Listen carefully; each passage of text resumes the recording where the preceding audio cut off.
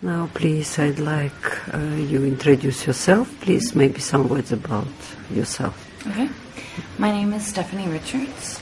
I live in Austin, Texas now, and I'm a PhD candidate from the University of Wisconsin Medisona in the Slavic Languages and Literature Department, and I'm currently writing my dissertation on Pushkin. Mm.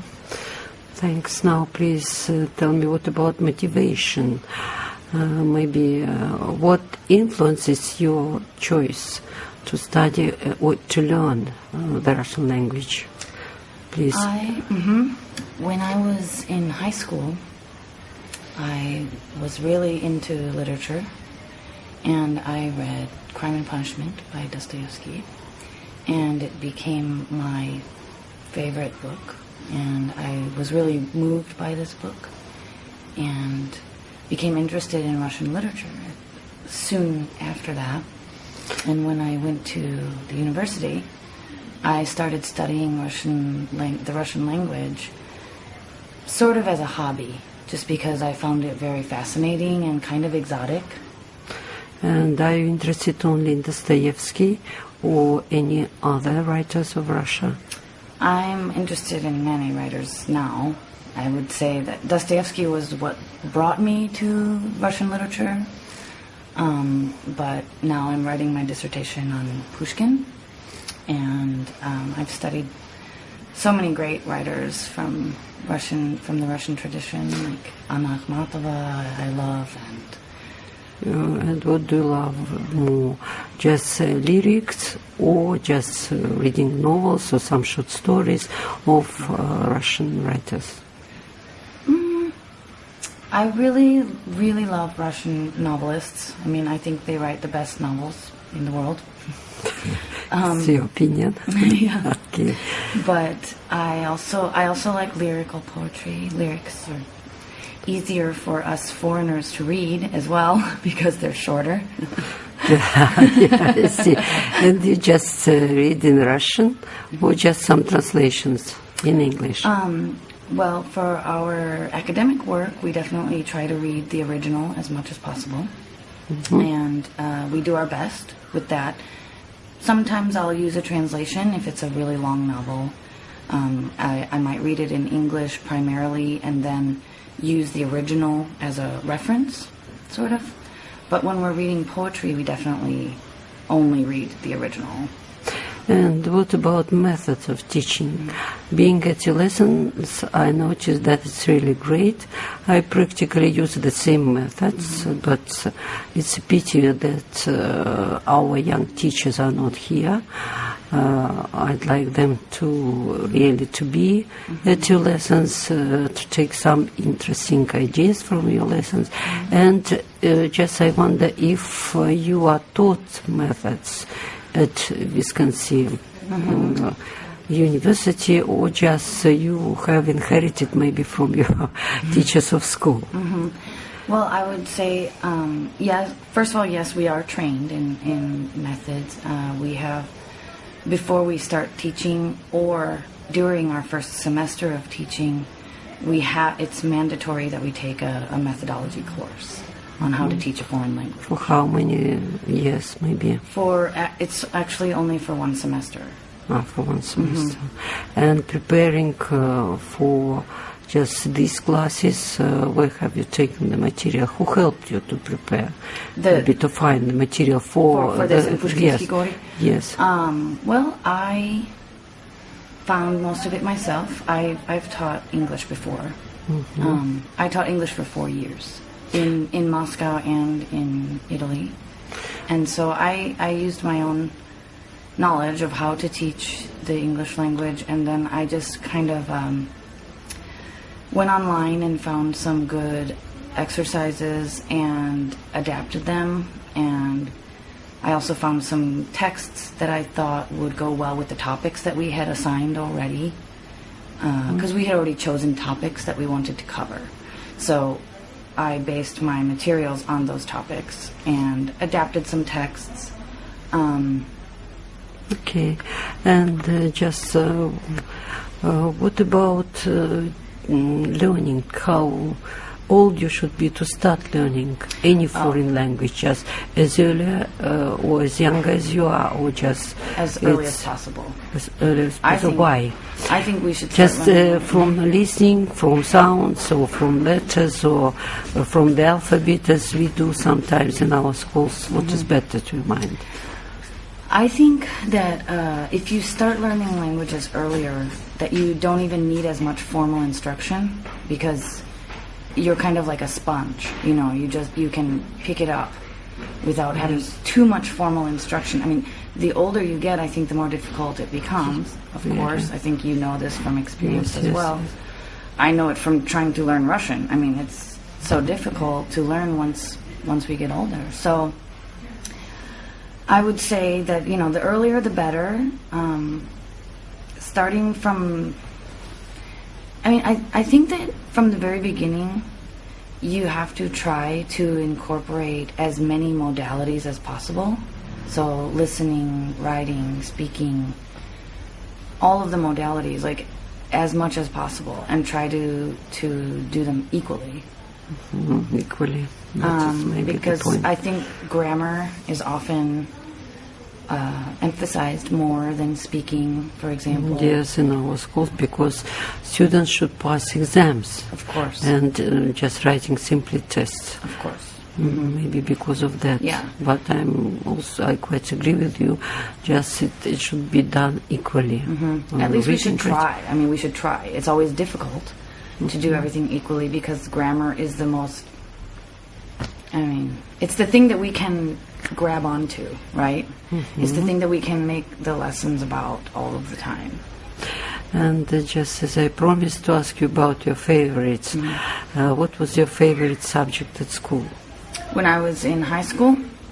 No, when you were in primary maybe school, and how just your interest changed when you finished school?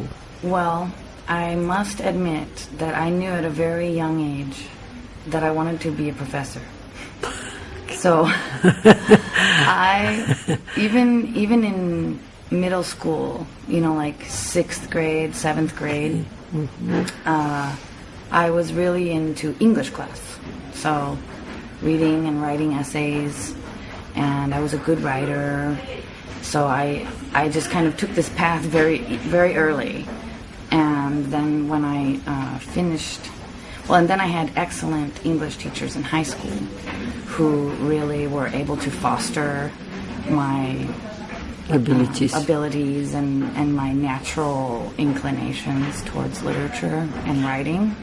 So then when I went to college, I just stayed on this path that I had started and went into English literature.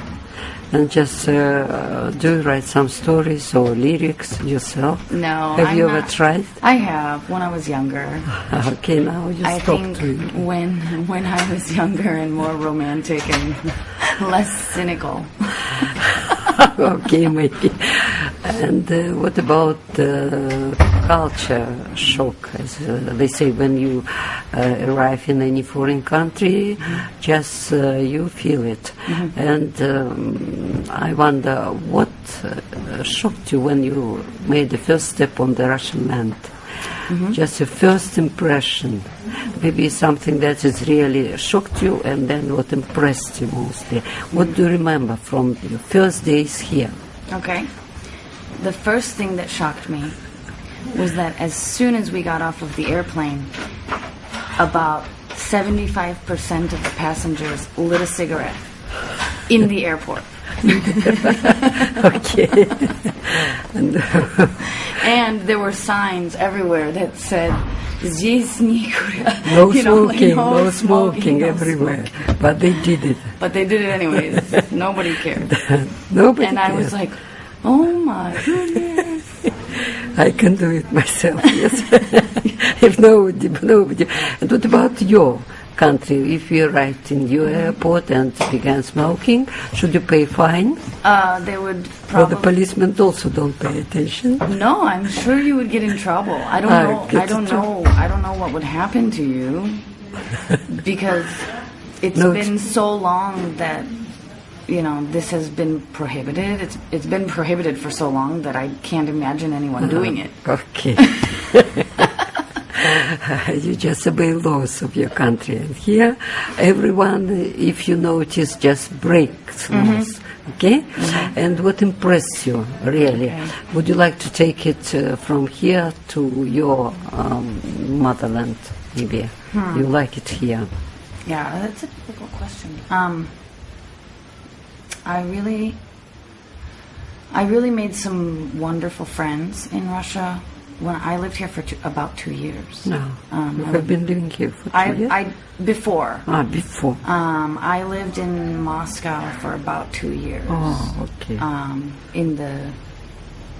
I left around 2005.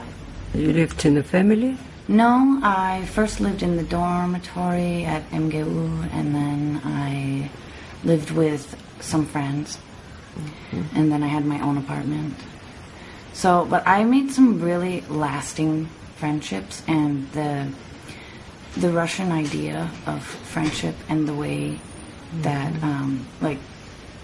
this kind of giving spirit of the Russians that I became good friends with was something special. It was a very special bond that I made. And what is the great difference between America and Russia? That you can feel it at once, really. There are so many, Ludmila. There are so many differences. But maybe that has really struck you. Great difference. Well, maybe lifestyle we shall say, let's speak about it. And friendship, maybe, as you say, here, what do you think? People are more hospitable, friendlier than in America. In America, maybe they're closed only to their family. Or what? Oh no, we can't say so. I think that when someone is your friend in Russia, it's very genuine, and it may take longer to become friends with someone. You don't become friends overnight in Russia. It took me 1 year to make friends in Russia. I didn't make these friends overnight. In the United States, probably people are a little friendlier in the beginning. All the smiling and the asking how you are, but they maybe don't really care. Okay. I know it. So I've read about it. Yeah, and I do think it's true that people may find Russians to be kind of cold because we're used to this different kind of facade. Yes, right. Yeah. But I think that once you get to know Russians, they're so giving and so, they'll give you the shirt off of their back if you're their friend. Okay. And I think that in the United States, friendship is a little more tenuous. It's a little more superficial. I'm not saying, of course, we have good friends. I'm just, of course, there's a difference between the usage of the word friend in the languages. Yes. In English, we don't really use the concept of знакомый. And it's just, they're your friend or not. So in Russia, we have знакомый, друг, Товарищ. So, exactly. So there's different levels of it. And in the United States, it's kind of just like, oh, she's my friend. Even if maybe she's more of a хорошая знакомая. I don't know. Okay, the difference. And maybe the last question, what is your favorite place in America? Where would you like to return, go once more and once more? I love New York. And what is in New York just attracts your attention? I'm a big city person, so I really like the big city. And I lived in New York for a few years and loved it. I love the energy of it, the opportunity, culture that surrounds you at all times. You have access to so much art and theater and dance and whatever you want, and it's just right there at your fingertips, so. And can we compare Moscow and New York? Just something in common, the same busy city? I think the energy is similar. At least when I lived in New York. When I lived in Moscow too. I mean, it's been a while, so things may have changed. And have you lived in New York? I lived in New York for how many years? From 1999 to 2002, something like that. Something like that. You can compare. So right before I went to Moscow. So I lived in New York, then I lived in Moscow. And just from St. Petersburg you will fly to New York or where? No. Moscow? You'll go back? I'm fine. I'm going to Moscow for 1 week, and then I'll fly back to the United States. To the United States, where? I live in Austin now, in Texas. Okay. Thank you very much for your interview. Sure. And I really like just each of you. Yes, you are so individual. And just when I ask you unexpected questions, you may give just really clever answers. If I ask the same questions of my teachers, I'm not sure they will give me. Because the questions are not prepared and answers, of course, are not. Thank you very much. Sure, my pleasure.